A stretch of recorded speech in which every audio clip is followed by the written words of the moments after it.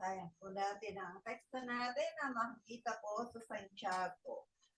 Santiago 2:8-9. Sabi po sa verse 8, mabuti ang inyong ginagawa kung tinutupad ninyo ang utos sa kaharian ng Diyos. Ayon sa kasulatan, ibigin mo ang iyong kapwa gaya ng pag-ibig mo sa iyong sarili. And verse 9, ngunit kung nagtatangi kayo ng tao, kayo'y nagkakasala at batay sa kautusan, dapat kayo apisahan. Paspusan ng Diyos ang kanyang mga salita at tayong lahat mag-aaral. Diba? Pwede na siya makabuo. At sa mapagpalang gabi po sa lahat, maging sa online po, magandang gabi po. Mapagpalang gabi po. Sabi po sa verse 8 na binasa natin, mabuti daw po yung ginagawa natin kung iniibig natin yung kapwa natin. Katulad ng pagmamahal natin sa ating sarili. Gusto kasi natin napapakita na pag mahal mo yung sarili mo, mahal mo yung kapwa mo, wala kang pinatang. Hindi ko ba? Amen. Paano mo mahal yung sarili mo? Ganun mo kamahal yung kapwa mo? Wala po tayong naitatangi doon. Nagiging pantay yung pagmamahal po natin sa sarili natin at sa kapwa po natin. Pero may mga pagkakataon talaga hindi po maiwasan ang pagkaroon ng favorite. Favorite o diba? Nagpapaganyan talaga kayo. O diba, kahit at lang anak mo, may favorite ka. Oo. Sabihin niyo. Kasi nga, hindi po ma-squat sa mga samahan, di ba? Lalo na sa family, kahit saan sa school, sa office, hindi po nawawala yung gano'n Bakit po kaya? Because of our individual differences. Di ba? Iba-iba talaga yung ugali natin. Iba-iba yung gusto natin. Iba-iba yung ayaw natin. So, hindi talaga nawawala na meron tayo napapaboran. Meron tayong nagiging favorite. Di ba? Kahit na sabihin natin, ayaw naman natin. Pero talaga, hindi po natin maiwasan. Mas napapalapit kasi sa atin po, napapamahal po sa atin. Pag yung, halimbawa, anak mo, caring siya, loving siya, helpful siya, understanding siya, di ba? Siyempre, mas mamahalin mo yung kaysa doon sa alawing naglalayas. Hindi ka naman tinutulungan. Yung di po ba? Kaya hindi po talaga natin maiwasan na magkaroon po tayo ng favoritism, partiality, or discrimination. Yun po ang topic natin sa gabi ito. Lesson 15 na po tayo, discrimination. Ano ba ibig sabihin na discrimination? What is discrimination? It's an act of giving favor. Diba? Ibigyan mo ng pabor. Ayan. Or preference to one person over the other. Ayun po. Yan po yung doon. Na mas inuuna mo siya kasi paborito mo siya Diba? Mas marami yung ulam niya kaysa diba? Yung gano'n. Yun po yung nangyayari. Kaya alam po, pasigit yung nagiging pagtingin natin, yung pagmamahal natin, yung binibigay natin sa isang tao. Na dahil sa pagmamahal mo doon sa isang tao, napipitasan mo naman yung iba. Yun yung masama. Yung pipitasan mo na siya kasi ito mas magaling to Itong anak ko to magaling to Itong taong to magaling to Estudyante man, gano'n, di ko ba? So, mas okay ito, mabait ito, lagi nabibigay sa akin ng pagkain, di ba? Yun po. Kaya yung iba ngayon, nadi-discriminate. Kasi, ayaw mo siya. Yun yung masama. Kung pumapasok yung hindi maganda o galit na natin. Pagka minamasama na natin yung ibang tao dahil ayaw natin sa kanila. Yun yung discrimination. Na pag-compare na po natin yung mga tao. dahil meron tayong mas pinipiling tao. Dapat hindi po gato. Kasi nga po, hindi po magiging patay-pantay yung pagmamahal natin, lalo na nga sa mga magulang. Diba? Dapat talagang maiwasan natin yung favorite tayong anak. Kasi kawawa yung hindi mo paborito. Ako po ba natin yun?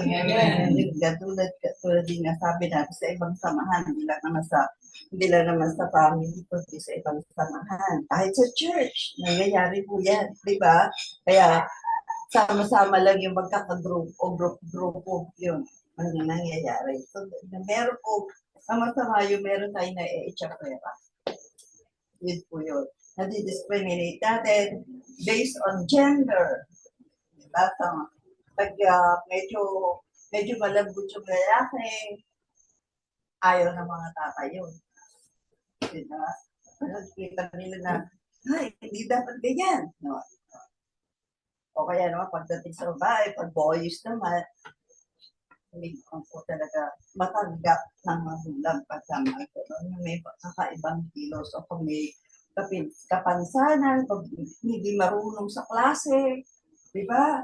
Nadi-discriminate po talaga yun. Di ba? Kasi meron kang anak na marunong. Ako, ang galing nito, pinagmamalaki natin. Pero yung mga walang, yung kumbaga nasa average lang, lala. Kung kayo po yung nade-discriminate, masarap po ba? Hindi sa pakiramdam na kayo yung na-e-echapwera, kayo yung nababaliwala dahil merong mas magaling sa'yo, merong mas maganda sa'yo, yung mga gano'n. Masakit. Kaya yun po yung character na hindi maganda na mataliki po sa atin na kahit sa spiritual, di ba? Pag hindi ka kapananampalataya, wala. Pati sa spiritual, pumapasok ang discrimination. So, yun po yung nakakalungkot. Bakit po, dito kasi natin, dito tinuturo yung pagmamahal, pagkakaisa. Pero nasa yung love pag may discrimination? Wala. Ilang linggo na po na puro love yung tinuturo sa atin ng Panginoon. Di ba? Tapos ako mahal ko. Yun. Yun po kasi nawawala. Yun po yung nawawala. Yung pagmamahal po. So yun yung pinapaalala ng Panginoon sa atin na huwag tayong magtatanggi. Huwag tayong magkakaroon ng favoritism or discrimination. Kasi ang Diyos mismo, wala siyang tinakot. Kasi kung may tinatawag yung approach, siguro hindi pa tayo pipiliin. Hindi ba? Sino ba tayo para piliin ng Diyos? Pero dahil hindi ganun ang Lord, wala siyang favoritism, wala siyang tinatangi, lahat mahal niya. Sabi nga niya, for God so loved the world. Wala siyang eto lang ang mahal ko, yung magagaling, yung mababait. Wala siyang ganun eh. Actually, sabi nga niya, pumunta siya dito for the sinners. Hindi para doon sa mga mababait. Di ba ba? Kaya yun po yung pinapaalala ng Panginoon sa atin. Na dapat wala po tayong tinatangi sa buhay po na. Sabi nga sa Romans 2:11, Romans 2:11, sapagkat ang Diyos ay hindi nagtatangi ng mga tao. Amen. Ayun ko, kaya niya sinasabi sa atin na huwag din tayo magtatangi kasi siya mismo, hindi siya nagtatangi. Walang pagkakaiba sa kanya ang lahat ng tao. Wala siyang favoritism. Sabi nga sa Galatia 3:28. Galatia 3:28. Wala lang pagkakaiba ang Hudyo at ang Griego, ang alipin at ang Malaya, ang lalaki at ang babae. Kayong lahat ay iisa na dahil sa inyong pakikipag-isa kay Kristo Jesus. Nakipag-isa na tayo sa Lord, dapat isa na nga tayo. Wala tayong itinatagi kasi isa lang tayo eh. Dapat nagkakaisa lang po tayo lahat. Hindi naman talaga maganda, di ba? Sabi ko nga yung meron tayong na-echapere sa church kung saan nga sabi ko nga, ang tinuturo sa atin, ang dinidiin sa atin ay ang pagkakaisa. Siyempre may masamang or negative effect ang discrimination. masama po, di ba? Sabi ko ba, ayaw natin mangyari sa atin. So, ano daw po yung negative effect? What are the negative effects of discrimination? So, number one, Resentment. it causes resentment. Ano po yung ibig sabihin? Ito yung nagiging sanhi. Pag may discrimination, ito yung nagiging sanhi ng galit, ng hinanakit, ng samaan ng loob. Yan po. So, ano bang relasyon o samahan? Kapag sabi nga natin sa family, sa school, sa trabaho, sa church, kapag meron po tayo mas minamahal, mas kinikiligan, mas pinatangi, mas pinapabuhan, katulad po ng naranasan ni Joseph sa kanyang mga kapatid. Alam naman natin yung story na ni Joseph, pwede po ba? Nung ginawa ng kanyang mga kapatid, sabi sa Genesis 37, 3 and 4. Genesis 37, 3-4. Verse 3, mas mahal ni Israel si Jose kaysa ibang mga anak, sapagkat matanda na siya nang ito'y isinilang. Iginawa niya ito ng damit na mahaba at may manggas. Verse 4, nang mahalata ng mga kapatid ni Jose na mas mahal siya ng kanilang ama, kinamuhian siya ng mga ito at ayaw siyang pakisamahang mabuti. Ayun. So, mas marami yung nagalit sa kanya. Paborito lang siya ng tatay niya. So, yung tatay lang niya naging kakampi niya, naging kalaban niya lahat yung kanyang mga kapatid. Hindi nakabuti kay Joseph. Kaya yun din po yung may favorite ka. Siyempre, kakainisan ng iba yun. Dahil paborito mo yun eh, di po ba? So, ganun din sa klase. Di ba yung magkakaklase, pag may favorito yung teacher, kaiinisan talaga yun. So, ibabash talaga yun, di po ba? So, yun po yung mangyayari. Hindi lang, yan, paborito mo siya, hindi yung pabor, lahat pabor sa kanya. Merong magagalit sa kanya. So, ganun po yung naranasan ni Joseph. Dahil nga, mas minahal siya, mas naging paborito siya ng kanyang tatay. Ano ginawa ng magkakapatid? Naggawan siya ng masama at patayin pa nga to the extent na patayin. Di po ba? Yun po yung nakasama. Basahin natin sa Genesis 37, 18b and 20. Genesis chapter 37, verse 18b and 28. Verse 18, nagkaisa silang patayin siya. Verse 20a, patayin natin siya at hulog sa balon, at sabihin siya ay sinila ng mabangis na hayop. Amen. Amen. Yun po yung pinag-isipan nila. Pero salamat sa Lord kasi talaga paborito din siya ng Lord. Dahil may papagawa sa kanya, Panginoon, hindi ko paborito. Joke lang yun. May papagawa, may layunin ang Lord sa kanya, kaya hindi po natuloy. Pero, meron isang kapatid na talagang hindi nagpahintulot na patayin siya. Pero ano ginawa sa kanya? Binenta. Nakarating na dito. Di po ba yun yung naging story ni Joseph? Na napahiwalay siya sa lahat. Sa family niya, napahiwalay siya. So, gaano kasakit yun na ikaw na ibenta ka, maganda hirap-hirap ka sa ibang lugar, dito ka, gano'ng kasakit yun. Hindi pa ganda na naging paborito pag tatay ko, ito sinapit ko. Kaya yun po yung iwasan po natin na magkaroon ng paborito. Yun yung na naging negative effect kay Joseph. Na alam natin, sobrang hirap na kanyang pinagdaanan bago po siya naging governor. So, marami din pong anak na nagre-rebelde pagka ganyan, di ba? Pagka nga hindi po sila nabibigyan ng pabor ng magulang po nila, maging yung mga kasambahay natin, kumisan. Ito talagang pag dalawa, kagaya naranasan ni Jimmy, saka mas pabuti yung isa. Kanya hindi. Siya yung lagi na lang pinapasama doon sa amo. Yung mga kasi yung isa parang mayordomo na siya. Kaya lahat ng sabihin niya, pinapaniwala ng amo. So, hindi ko na naging. So, yun po yun. Kasi nagiging fair kapag merong discrimination. Ano nyo? Ito po, ano pa daw po yung negative effect or bad effect So ano po, ang dinudulot dito, syempre kahihiyan doon sa taong nadi-discriminate. Diba? Napakahiya siya pag pinag-chapwera siya. Hindi na lang siya pinapansin, hindi siya binibigyan ng para sa kanya. So napapahiya po yung tao. Kasi nga po, di ba, kayo talagang nagsasama-sama yung marunong, nagsasama-sama yung mayayaman. Di ba ba? Ganun yung nangyayari, yun ba yung hirap ulala? Yun po yung nakakalungkot, di ba?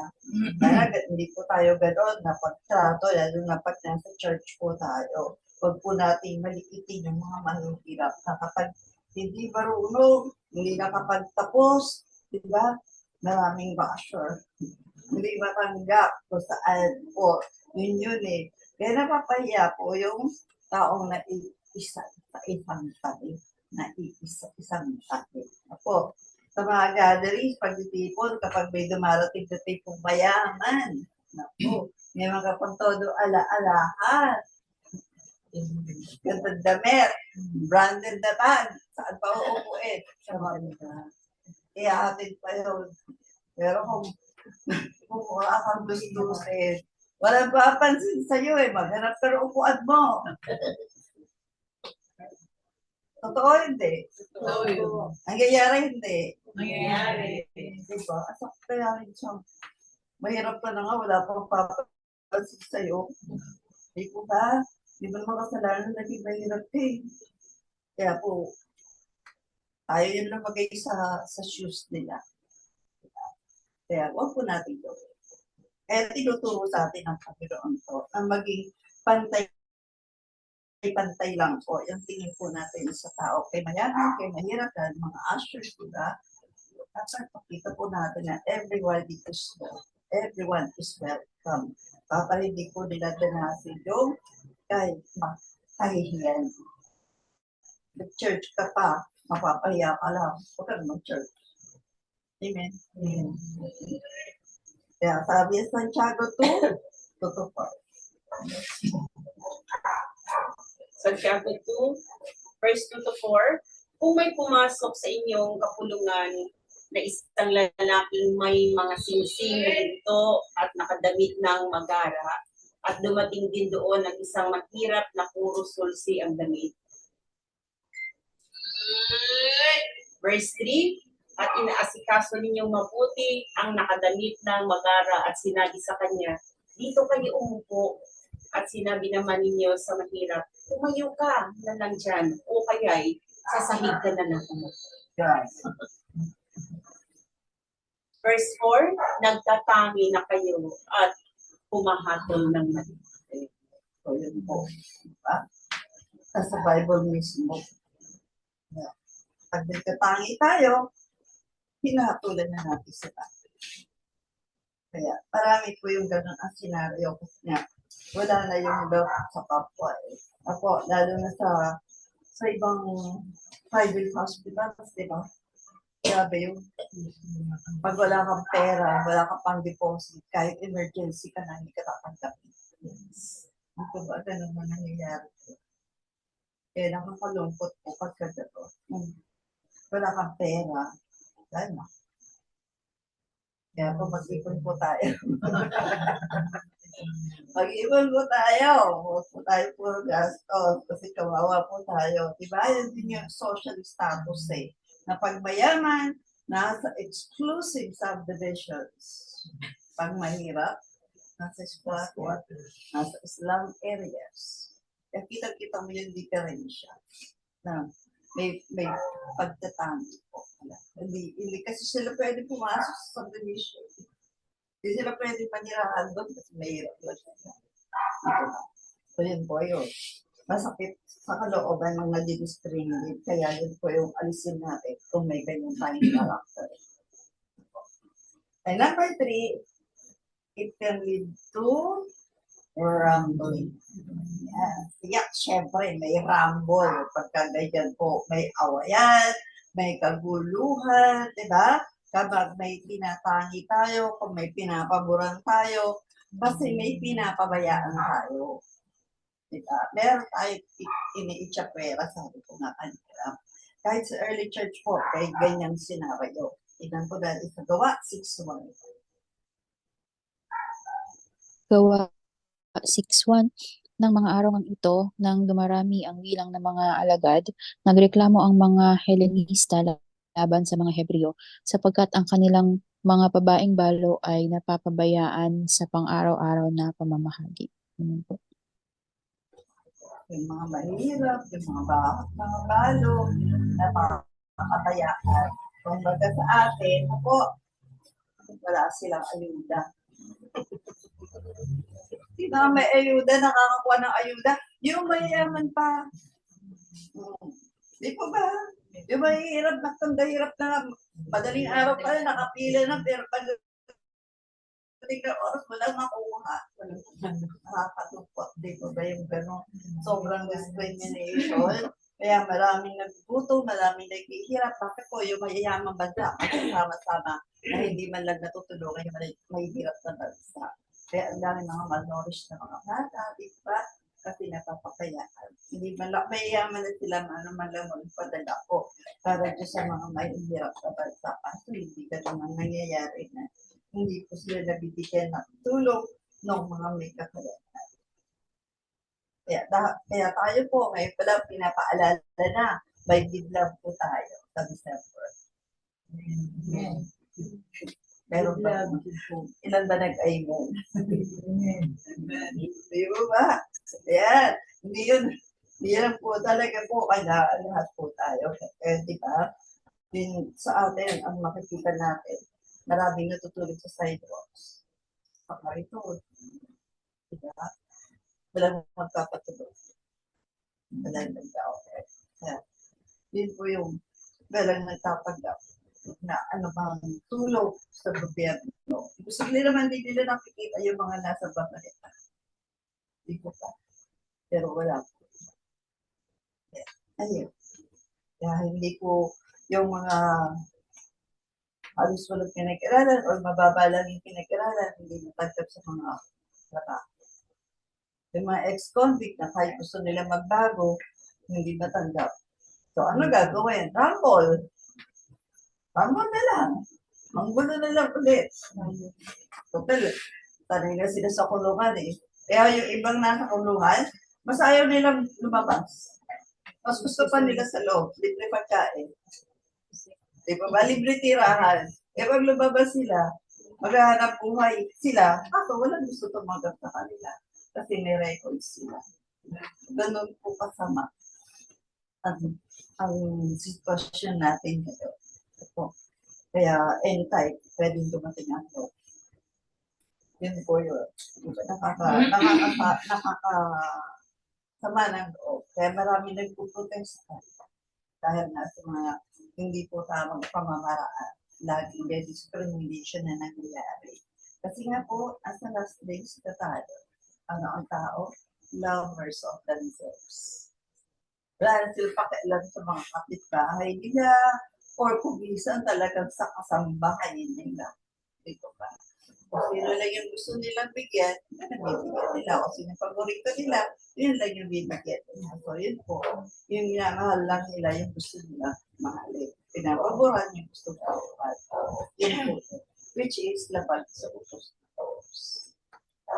Sabi nga sa Santiago 2:1, Gagatuan, mga kapatid, bilang mga napantayan ng dakila natin Panginoon sa Kristo, dapat wala kayong pinapaboran. Sa Bible po ba? Dapat wala tayo pinapaboran. Utos ng Diyos. Kaya dapat pantay-pantay po yung tingin po natin sa lahat ng tao. Po, dahil nagkakasala po tayo once na meron po tayong itinapani. Lalo na kung mali na nga. Mali na, alam mong mali, pero papaboran mo pa. Di ba? Alam mo may kasalanan na, pagtatakpan mo pa, kasi bahal mo nga eh. Dapat dito gano'n. Dahil paborito mo siya, kahit mali, okay lang. Pero pag hindi mo paborito, pag mali, pahalo.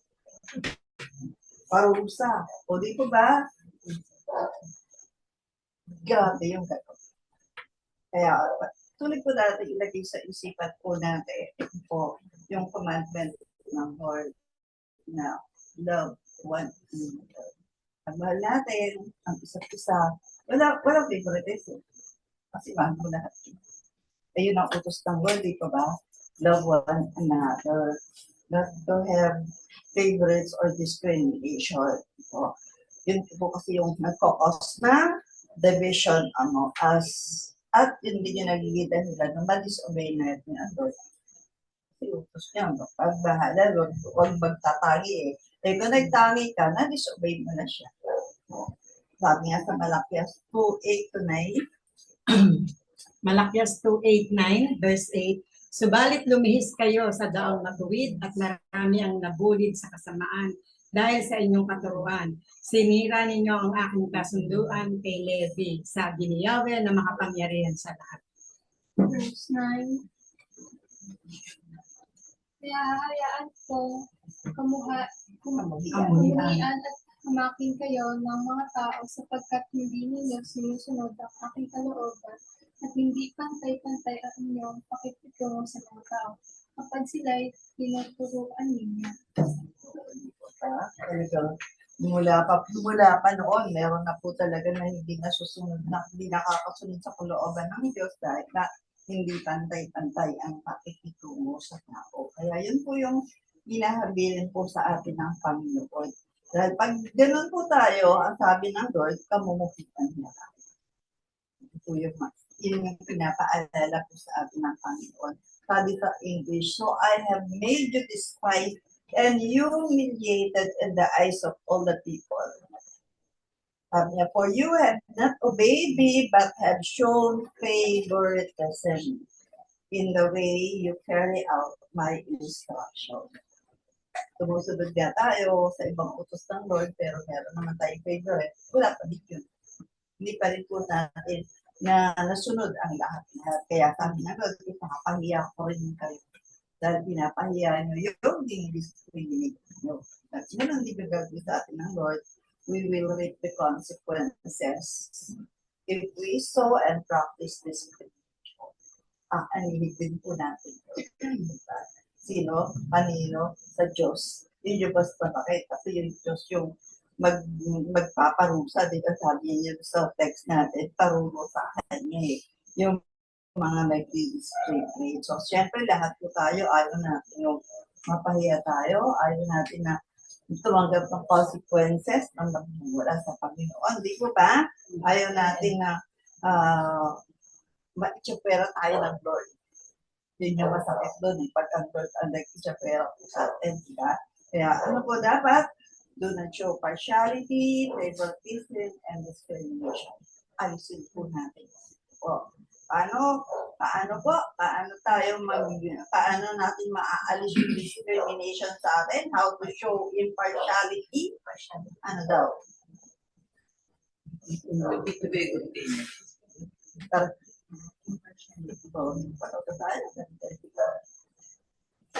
Yan. So, yan po. Para malaman natin ano pa yung dapat natin gawin para hindi tayo magkaroon ng favorite.